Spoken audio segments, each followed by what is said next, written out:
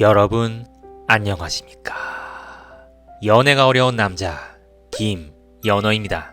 어느덧 가을도 다 지나간 것 같습니다. 출장 갔다가 끝나고 돌아가던 길 낙엽이 지는 모습이 괜찮아 보여서 한번 찍어봤습니다. 고양이도 낙엽 위에서 졸고 있네요. 이번 가을 단풍 구경을 한 번이라도 했는지 기억이 나질 않습니다. 여자친구가 있을 때는 여기저기 놀러다니며 감성 충전을 했던 것 같은데 혼자 있으면 전혀 그런 활동들을 하지 않고 집에만 있습니다. 아마 다른 분들도 저와 비슷하게 감정이 메마르지 않았을까 싶습니다.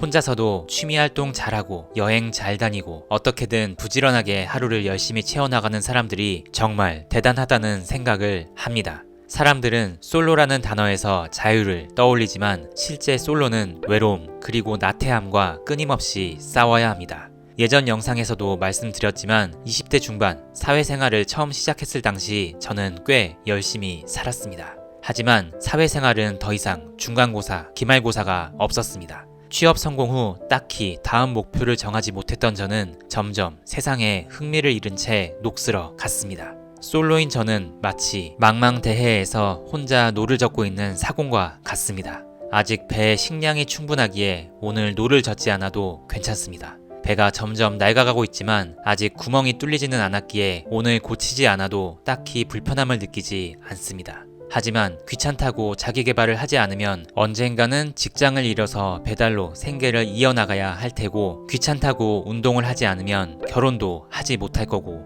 언젠가는 건강이 급격히 나빠져서 후회할 날이 오겠죠. 그렇게 피부에 와닿을 정도로 후회하게 될 시점이 몇십 년 뒤 정도로 아직은 아니겠지만 이제는 인생의 가을과 겨울을 생각하며 천천히 대비해야 하겠습니다. 요즘엔 각종 모임이 많아서 약간 바쁩니다. 예전 한 8년 전에 잠시 여행 동아리를 했었는데 그때 인연을 맺은 33살 남녀 동생 2명을 만났습니다. 여자는 성신여대 나와서 공무원하고 미국 주재원 남자랑 연애를 잘 하고 있더군요. 남자는 한양대 나왔는데 3년째 취업 준비를 하고 있네요. 저 때는 한양대 정도 나오면 취업 걱정은 크게 없었던 것 같은데 고생이 많다 싶었습니다. 작은 기업에 먼저 취직해서 점점 큰 기업으로 이직을 하는 방법도 있겠지만 회사를 다니다 보면 점점 그 생활에 익숙해져서 빠져나오는 게 쉽지 않거든요. 원하는 대기업에 꼭 취직을 하길 행운을 빌어줬습니다. 1차는 7만원 정도 나왔고 2차는 술을 많이 먹어서 12만원 정도 나왔는데 1차는 둘이 내게 하고 2차를 제가 냈습니다. 큰 돈이긴 한데 여기도 그렇고 다른 동아리에서도 동생들이랑 먹으면 항상 이런 식으로 제가 더 많이 냅니다. 대학생 때부터 나이 많은 사람이 무조건 더 많이 내야 된다고 배웠기 때문에 그러는 건지도 모르겠습니다. 제가 많이 낸다는 걸 기억이나 하는지 잘 모르겠지만 나이 많은 사람들에 대한 안 좋은 인식이 조금이라도 줄어든다면 좋겠네요. 이렇게 큰 돈을 쓰고 나면 제가 됐다고 생각할 때까지 저만의 긴축 재정에 들어갑니다. 되도록이면 회사에서 밥을 해결하고 집에서 먹을 때도 시켜 먹지 않고 최소한의 반찬으로 해결합니다. 정말 사 먹고 싶어도 편의점 도시락이나 밀키트 정도로 해결합니다. 혹은 배달이나 당근 알바 등 가벼운 부업 활동으로 메꾸기도 합니다. 저번에는 햇반에 고추장과 김치 그리고 본가에서 훔쳐온 참치캔 하나로 간단히 끼니를 해결했는데 참치캔이 기름져서 그런지 마치 제가 한 마리의 고양이가 된 것 같은 기분이 들었습니다. 돈도 버는데 내가 굳이 이렇게까지 살아야 하나? 하는 마음도 들지만 이렇게 의지적으로 아껴서 나중에 생길 리스크를 최소화시키려는 습성이 저에게는 남아있는 것 같습니다. 고등학교 시절 급식을 받으면 닭다리 등등 인당 한 개씩 주는 맛있는 반찬들이 가끔씩 나오잖아요. 친구들은 그것부터 먼저 먹었는데 저는 그런 반찬을 아끼면서 밥을 다 먹을 때까지 조금씩 먹는 습관이 있었습니다. 한 입만 하면서 뺏어가는 녀석들에게 몇 번 당하다 보니 습관이 바뀌긴 했지만 친구들은 역시 참고 참다가 보상을 맨 마지막에 취하다니 이게 바로 전교 1등의 비결인가? 하면서 놀리곤 했습니다. 20년이 지난 지금까지도 그 습성은 크게 바뀌지 않았습니다.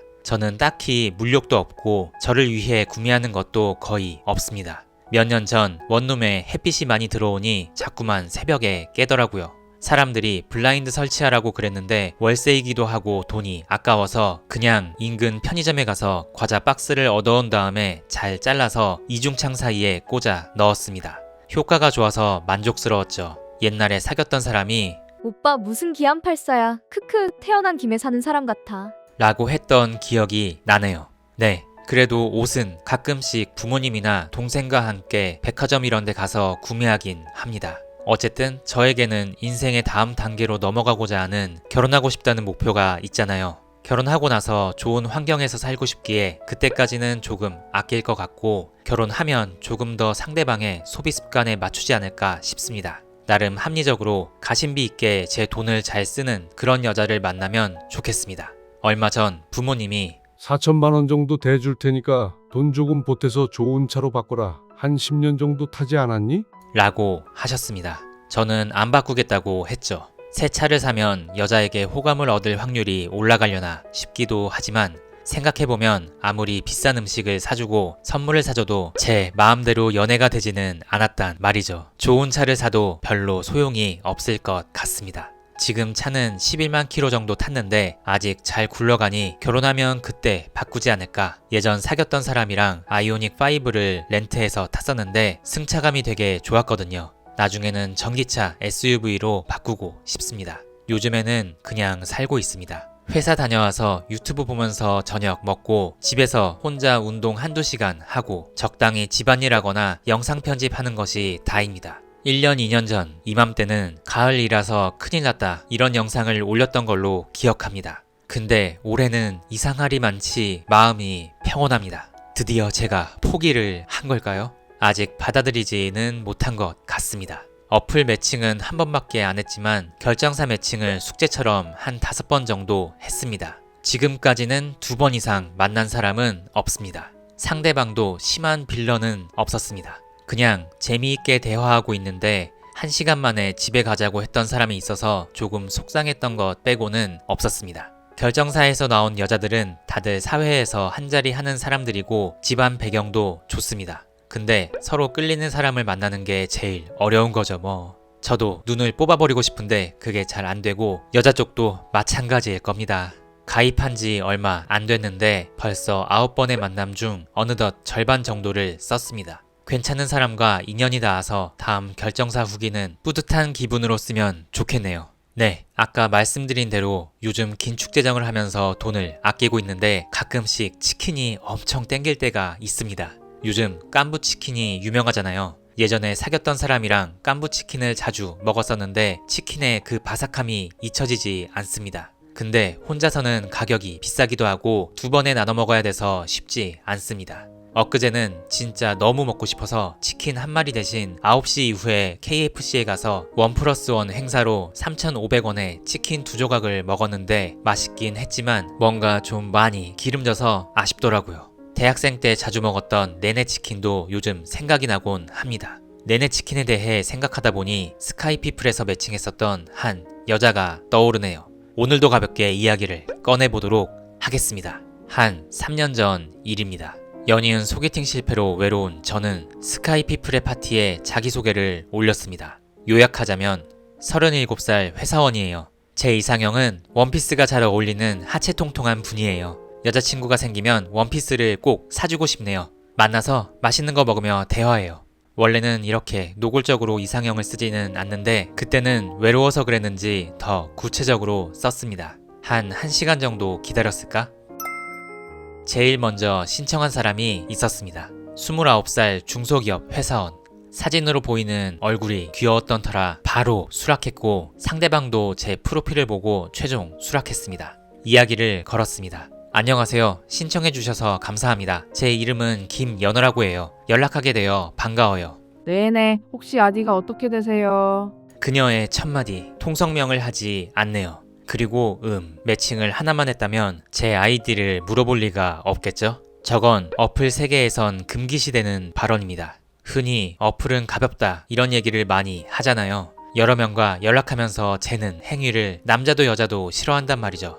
실제로는 여러 명과 연락할 수 있지만 그거를 당당하게 오픈하는 사람은 처음이었습니다. 제 아이디는 땡땡이에요. 왜요? 아, 네네. 어느 분인지 몰라서요. 그렇군요. 물론 연락하시는 사람이 여러 명 있을 수 있죠. 제 자기소개 보시고 느낌 나쁘지 않으시면 저랑 연락해봐요. 아, 네네. 아 맞다. 이 사람 이름도 아직 모르네. 성함이 어떻게 되시는지 여쭤봐도 될까요? 저는 김주연이에요. 말을 짧게 하니 어떻게 이어나가야 할지 몰랐습니다. 내가 너무 예민하게 생각하는 건가? 대화를 더 해봅니다. 혹시 파티글에서 저의 어떤 면을 보시고 신청해 주신 거예요? 그냥 흥미로울 것 같아서 신청했어요. 설명도 자세하고 자상할 것 같고 원피스 사주고 싶다고 하체 통통 이야기하는 것도 뜬금없어서요. 그렇구나. 그럼 한번 불씨를 살려볼까 싶었습니다. 아, 그렇군요. 흥미롭다는 듯 크크크를 남발하며 정말로 여자친구가 생기면 원피스를 사주고 싶을 것 같아요. 전 여자친구에게 정말 잘 해줄 거거든요. 아, 네네. 연락 많이 왔나요? 저의 말을 제대로 받아주지 않는 그녀. 신청이 조금 오긴 했는데 주연님 딱 한 명만 수락했어요. 네? 뭐에 깜짝 놀란 걸까? 아, 저 연락하는 사람 주연님 한 명이라고요. 왜요? 7분 되시던데 다른 분은 별로셨나요? 남자 글에 신청자 7명이 넘으면 파티 글에 핫 표시가 뜨거든요. 그걸 얘기하는 것 같았습니다. 7명이 됐지만 다른 사람하고 연락해보진 않았어요. 제가 괜찮을 것 같은 사람만 선택하는 거거든요. 그럼 주연님은 이 어플을 많이 안 해보셨나요? 아, 그러시구나. 네, 연락 많이 하면 정신없잖아요. 네네.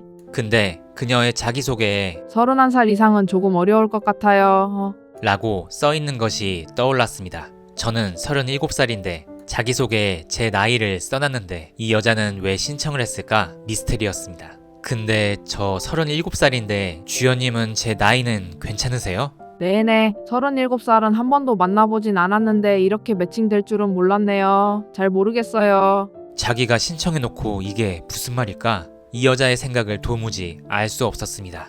그래도 좀 더 이야기를 하며 불씨를 살려보기로 합니다. 그렇군요. 그래도 괜찮으시면 한번 대화해볼까요? 네네. 네, 감사해요. 네네. 주연님은 혹시 어디쯤 사세요? 서울 광진구요. 그쪽은요?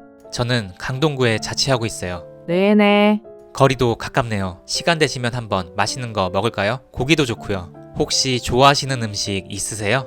네네, 좋아요. 만난다고는 하는데 저에게 물어보는 게 없고 계속 네네라는 말만 되풀이하니 숨이 막히는 기분이었습니다. 주연님은 어떤 분이 이상형인지 물어봐도 될까요? 저에게 잘해주는 분이면 돼요. 저 정말 사랑꾼이긴 한데 대화하는 분들 중에는 마음에 드는 사람은 없으세요? 아직은 없어요. 왜요? 사람들이 재미가 없어요? 주연님 귀여우셔서 오케이도 많이 오고 인기도 많으실 것 같아요. 칭찬을 해봤지만 아니에요. 딱 한마디만 왔습니다. 할 말이 없어지더라고요. 네, 잘 부탁해요. 저 일하는 중이라 이따 연락드릴게요. 오후 잘 보내시고요. 네네. 대화가 너무 안 돼서 일단 빠져나왔습니다. 일을 끝내고 나서 저녁 때 다시 카톡을 봤습니다. 네네. 네네. 카톡에 수없이 써져 있는 네네. 메시지가 네네, 마치 네네, 귀신 네네, 소리처럼 네네, 제 머리에 네네. 맴돌았습니다. 그녀는 저에게 물어보는 거 없이 대답만 했습니다. 이모티콘이나 감정 표현을 하나도 하지 않았습니다. 이 사람이 낯을 가리는 거일 수도 있으니 나름 분위기를 풀어보려고 노력했지만 제 능력으로는 도저히 안 되겠더라고요. 만나도 이런 패턴이 반복된다면 정말 곤란할 것 같았습니다. 얼굴이 귀여우니 예전이라면 한번 만나보고 판단했을 수도 있겠지만 거르기로 하고 더 이상 연락을 하지 않았습니다.